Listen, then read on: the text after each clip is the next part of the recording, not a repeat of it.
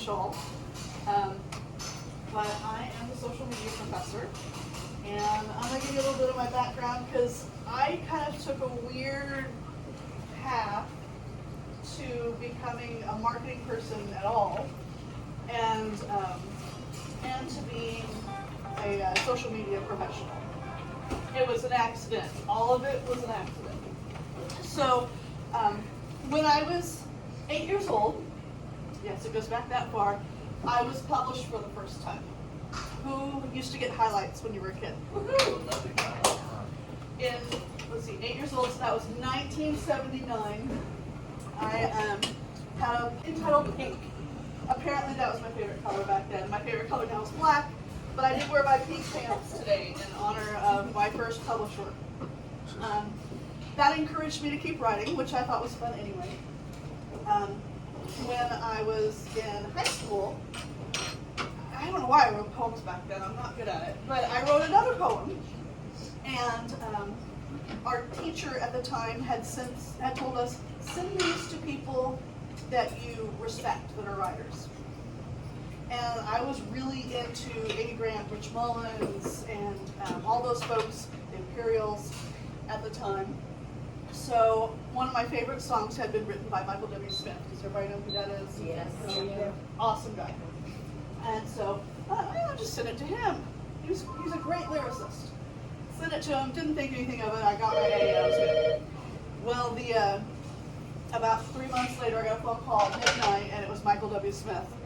And I was shaking the whole time, but he told me one thing. He said, keep writing. So I did. I became a journalist in college.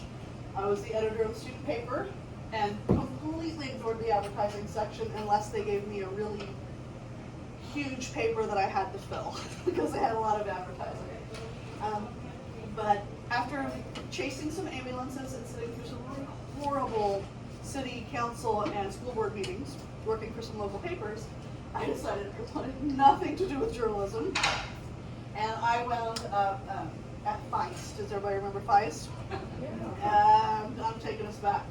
So Feist had the first Kansas-based web development team. And they needed a writer. And so one of my sorority sisters brought me on. And I think I got paid peanuts.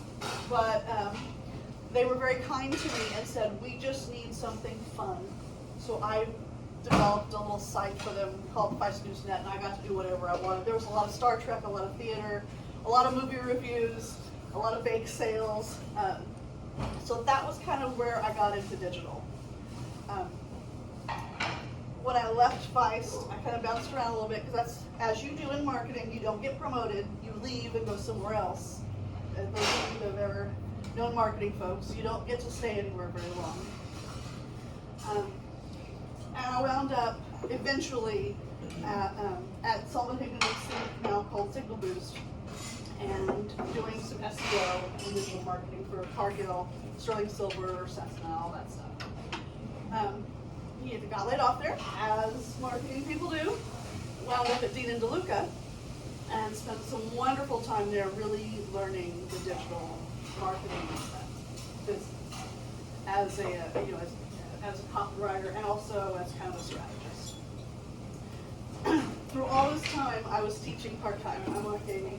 Did the adjunct thing for so long, taught e-commerce management, all those good stuff. Somehow got suckered into teaching college freshman English, which was that's like a whole horror movie that I don't want to go into this morning. But I taught for quite a while. That's a really, really intensive job, and I wanted to spend time with my kids. So I quit and became the marketing manager at Billy the Barbecue. And kind of the rest is history. I probably still smell like barbecue this morning because I call that my joy hustle. I work there part-time still, and I do all their digital marketing. That was my launch to founding the Social Media Professor, and how I became kind of, not a guru, kind of a jack of all trades. That's probably the proper word for all of my clients. I have national clients, I have local clients, I have nonprofit clients. My OG, obviously, is Delano Barbecue, and probably the toughest one is Perky Jerky Snacks. We've got a really good special right now on turkey jerky, by the way.